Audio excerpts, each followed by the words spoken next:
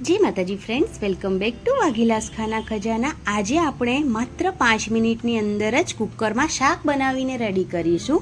તો તેના માટે સૌથી પહેલાં 3 થી 4 ચમચી જેટલું તેલ ગરમ કરીશું। તેલ એકદમ સારી રીતે ગરમ થઈ જાય એટલે તેની અંદર જીરું અને રાઈ એડ કરી દેવાની છે। રાઈ અને જીરું એકદમ સારી રીતે ક્રેકલ થઈ જાય એટલે ઘરે બનાવેલી લસણની પેસ્ટ એડ કરવાની છે। તમે જે બહાર રેડીમેડ પેસ્ટ મળે છે તેના કરતાં ઘરે ખાણીમાં ખાંડીને અગર પેસ્ટ બનાવીને જો તમે શાકમાં એડ કરશો તો તેનો ટેસ્ટ ખૂબ જ સરસ આવે છે। એટલે ઘરે જ બનાવેલી પેસ્ટનો ઉપયોગ શાકમાં કરવાનો, જેથી તેનો ટેસ્ટ ખૂબ જ સરસ આવે।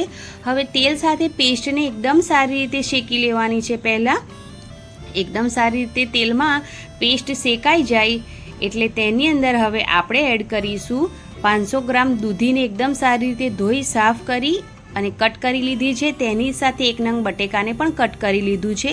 દૂધીનો ઉપયોગ થોડો ચાખીને કરવો, કેમ કે અમુકવાર દૂધી થોડી કડવી પણ આવી જાય છે એટલા માટે।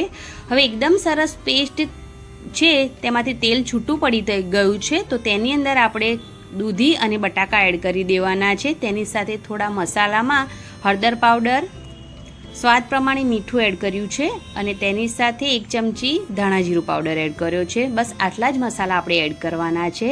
હવે એકદમ સારી રીતે મસાલા સાથે દૂધી બટાકાને મિક્સ કરી લેવાનું છે, જેથી મસાલો દૂધી બટાકા પર એકદમ સારી રીતે મિક્સ થઈ જાય। હવે એકદમ સારી રીતે દૂધી બટાકા અને મસાલાને મિક્સ કરી લેવાના છે અને 1 મિનિટ માટે તેને આમ જ સતત ચલાવતા રહેવાનું છે।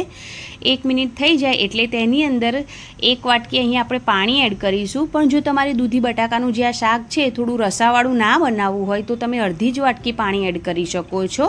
અને જો તમારે પણ રસાવાળું દૂધી બટાકાનું શાક બનાવવું હોય તો તેની અંદર તમારે 1 વાટકી ભરીને પાણી એડ કરવાનું, પછી પાછું એકવાર ફરી મિક્સ કરી લેવાનું અને ઢાંકણ ઢાંકી 2 વિસલ વગાડી લેવાના છે।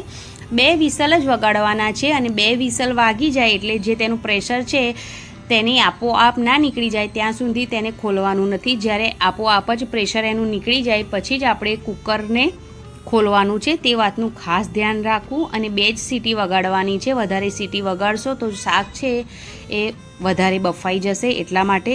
તો અહીંયા 2 સીટી વાગી ગઈ છે અને એકદમ સરસ આપણું જે આ શાક છે એ બનીને રેડી થઈ ગયું છે। તમે જોઈ શકો છો કે સરસ તેલ પણ ઉપર આવી ગયું છે અને દૂધી બટાકા એકદમ સારી રીતે કૂક પણ થઈ ગયા છે।